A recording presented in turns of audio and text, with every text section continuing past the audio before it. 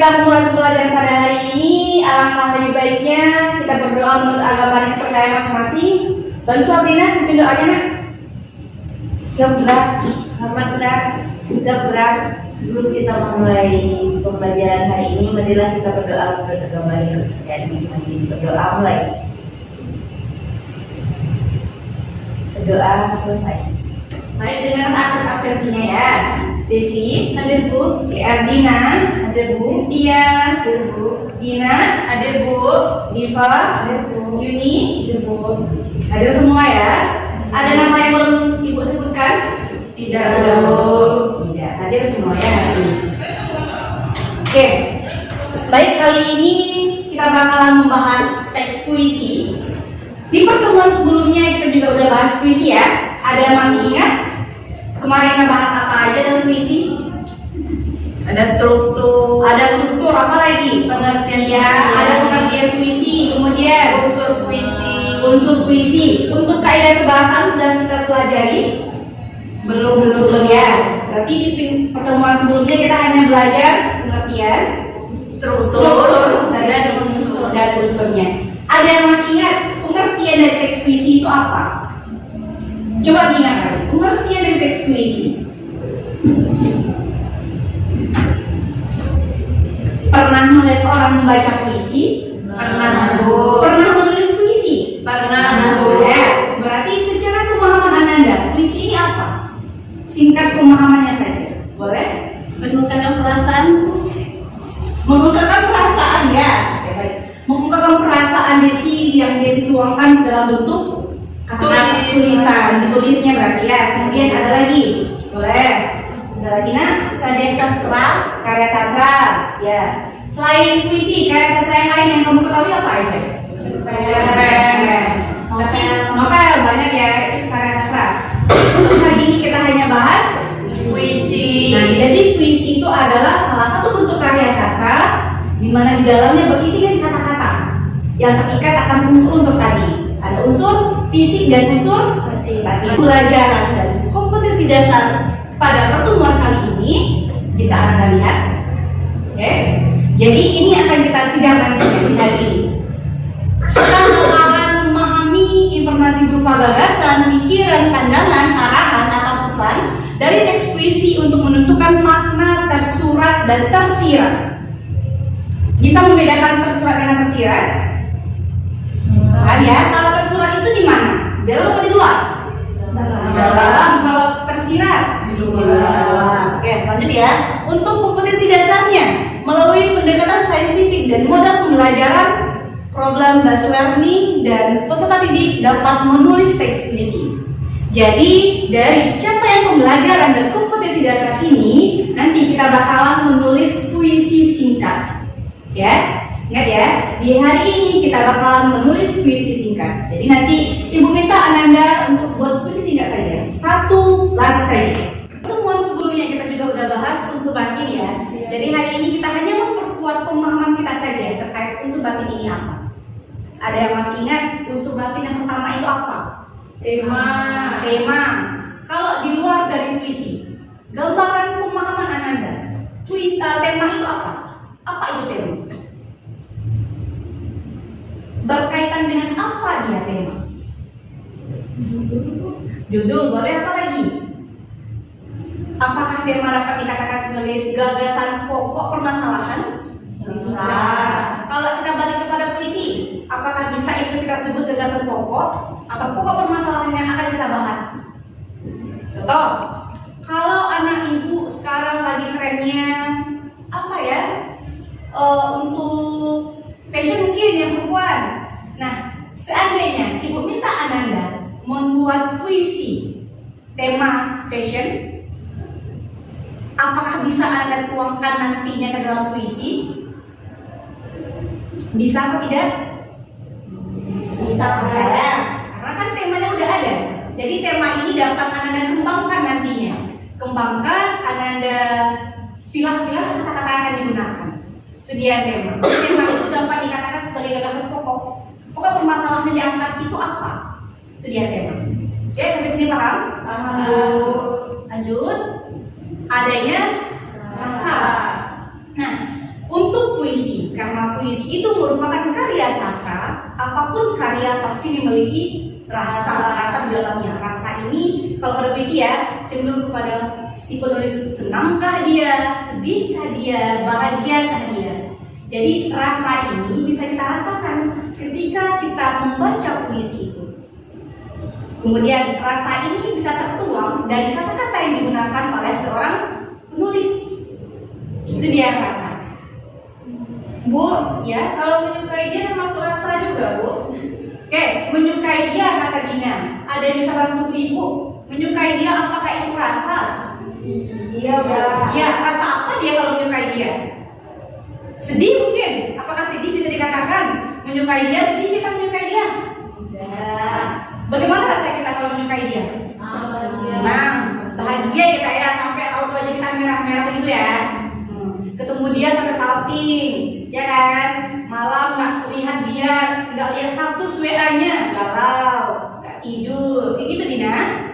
Iya, Bu. Maklum lah ya anak-anak sekarang biasa seperti itu ya. Itu termasuk juga dengan rasa. Berarti rasa yang dituangkan oleh artinya tadi itu rasanya senang, bahagia dia karena mengagumi seseorang. Nah, bisa juga yang disampaikan oleh Ardina tadi itu kan ada nih rasa kagumannya bisa dituangkan dalam bentuk karya.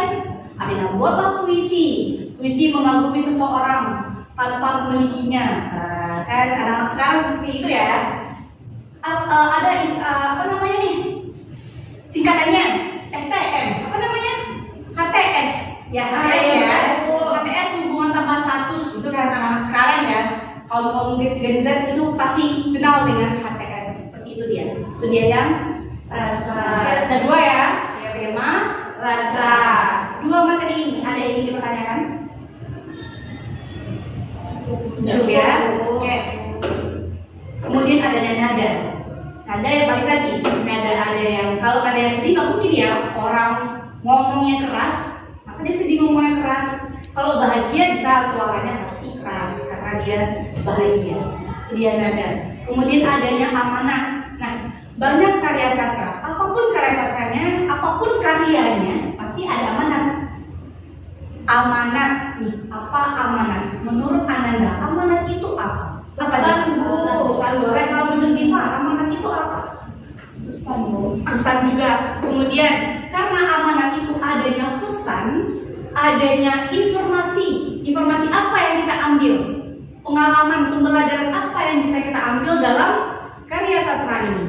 Karena ini kita bahas apa yang kita bahas hari ini? Puisi. Berarti amanat yang terdapat di dalam Puisi. sesuai dengan tujuan pembelajaran kita ini. Tujuan pembelajaran kita adalah memahami informasi makna yang terdapat di dalam teks puisi. Oke. Bisa Ibu lanjutkan? Bisa, Bu. Oke. Oke, baik. Kali ini Ibu akan menampilkan satu buah puisi karya Suparji Djokodarmono. Suparji Djokodarmono ya, merupakan sastrawan yang terkenal. Yang terkenal dengan puisi-puisinya. Biasanya ini anak-anak Gen Z ini yang suka dengan karya puisinya ini. Kalau yang Bapak Suparji ya. Nanti ini ada satu buah puisi. Satu buah puisi ya. Judulnya Aku Ingin. Perintahnya, instruksinya. Silakan Ananda pahami puisi ini. Oke, pahami puisi ini. Kemudian tugas yang keduanya, tuliskan di kertas satu lembar apa makna, apa hal yang dapat tercermin, tergambarkan dalam puisi Aku Ingin ini. Yang ketiga, setelah dituliskan, nanti Ibu akan meminta 2 orang dari Ananda untuk menampilkan hasil tulisannya. Bisa? Bisa, Bu. Oke. Jadi instruksi yang pertama apa tadi? Pahami puisi. Pahami puisi ini. Yang kedua, Cari makna yang terdapat dalam puisi. oke, cari makna yang terdapat dalam puisi. Yang ketiga, Nanti akan ditampilkan. kemudian Ibu yang pilih ya, 2 orang dari Ananda. Akan Ibu minta untuk menampilkan apa yang dituliskan. Menurutnya apa? Baik, Bu. Baik, setelah itu barulah nanti Ibu bulatkan ya pemahaman Ananda terkait puisi Aku Ingin. Baik, Bu, saya Ibu beri waktu 10 menit. Silahkan dipahami puisi ini. Oke, sudah? Sudah, Bu. Oke. Maunya ibu yang pilih atau Ananda yang ajukan tangan? Ibu yang pilih atau Ananda yang ajukan tangan? Mau yang mana? Ibu juga boleh, Bu. Oke. Sebelum ibu pilih, dari anak-anak ibu semua, ada tidak yang mau duluan menampilkan apa makna yang tergambar dalam puisi ini? Saya mau, Bu. Boleh Artina, boleh ke depan nak? Ke depan, Bu. Boleh. Baik teman-teman sekalian, makna puisi Aku Ingin yaitu menurut saya penyair ingin mengungkapkan cintanya dengan kasih yang tulus kepada seseorang dengan apa adanya dan tak perlu dibuktikan lagi dengan kata atau isyarat yang membumi. Bagus. Tepuk tangan dulu dong. Makasih ya. Bagus. Itu menurut Artina. Ada lagi anak ibu yang mau sebelum ibu panggil? Ya, tapi katanya tadi anak ibu berani. Ayo, ada yang mau? Cynthia, boleh nggak? Oke. Ya, ke depan nak.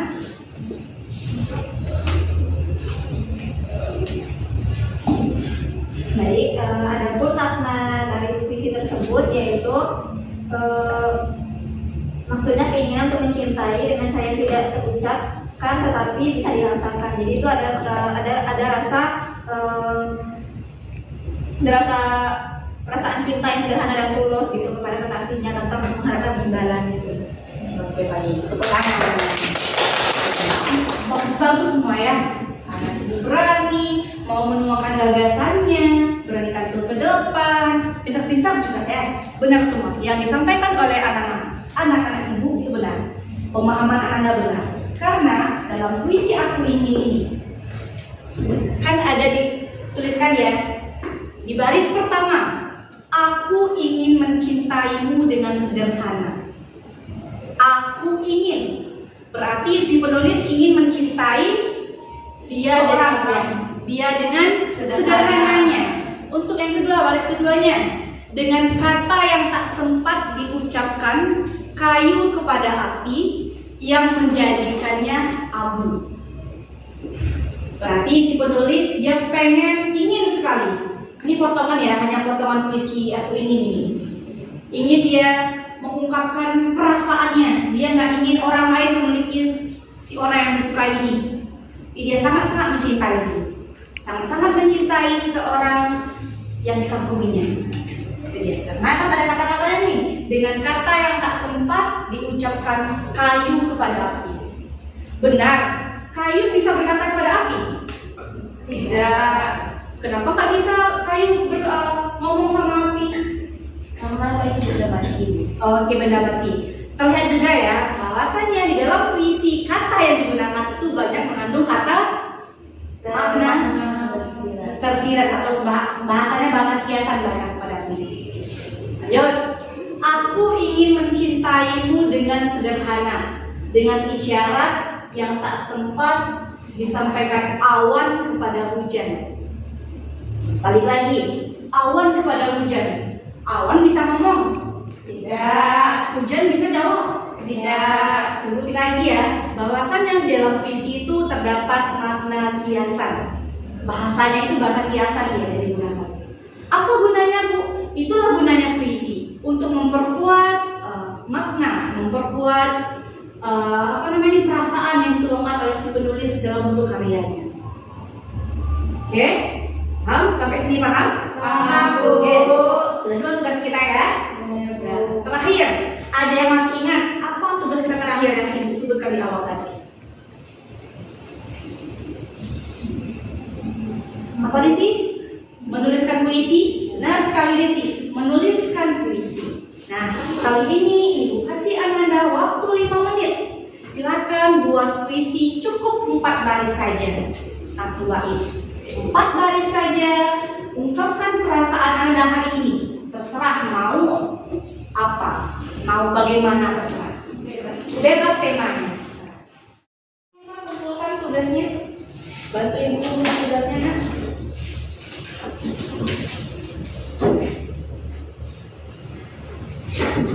Jangan lupa bikin namanya ya, karena ini mengganti nilai ujian. Sudah, Bu. Terima kasih ya. Oke. Dan jadi ada yang bisa membantu Ibu untuk menyimpulkan apa saja kegiatan kita pada hari ini? Kalian boleh? Ya, baik Bu.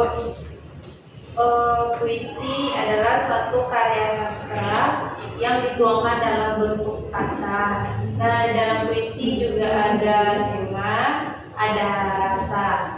Nah, dari materi yang kita pelajari tadi berdasarkan puisi dari Sapardi Djoko Damono yang judul Aku Ingin, di mana di sana ada isyarat bahwasannya dia sangat ingin mencintai pasangannya tanpa adanya paksaan. Itu saja, Bu. Terima kasih. Terima kasih ya. Terus sekali lagi, Dina. Benar disampaikan Dina. Hari ini kita udah bahas tadi ya, udah bahas unsur batin dari puisi. Apa itu tema, apa itu perasaan, apa itu nada, apa itu amanah. Dan pun kita juga sudah melihat, mengamati bagaimana maksud dari puisi Aku Ingin. Kemudian tadi juga Ibu sudah minta Ananda membuat 1 buah puisi. Ya, di pertemuan selanjutnya kita bakalan membahas kaidah kebahasaan dari teks puisi. Silakan Ananda pelajari di rumah apa saja kaidah kebahasaan dari teks puisi. Baik Bu, oke? Paham ya? Bisa ya? Paham, Bu. Apa tugasnya di rumah? Mencari kaidah kebahasaan dalam teks puisi. Memahami kaidah kebahasaan dalam teks puisi. Jadi di pertemuan besok selanjutnya Ibu akan memperkuat pemahaman Ananda terkait kaidah kebahasaan. Ya, bisa? Berhubung, berhubung jam istirahat sudah hampir lagi berbunyi, silakan kemas-kemas dulu barangnya, siap-siap dulu kemas-kemas. Oke. Dan sudah bertiba ya. Ya, baik. Ibu izin pamit. Terima kasih buat hari ini. Tutup Abina. Perjumpaan kita pada hari ini, Dina. Maaf Ibu. Baik teman-teman, sekian pembelajaran kita pada pagi hari ini. Semoga kita mendapatkan pembelajaran dan bermanfaat pada pagi hari ini. Terima kasih. Dan berdoa lebih dahulu. Berdoa selesai. Oke, terima kasih ya. Jangan lupa makan dulu biar staminanya lebih semangat lagi untuk melanjutkan pembelajaran selanjutnya. Terima kasih. Assalamualaikum warahmatullahi wabarakatuh.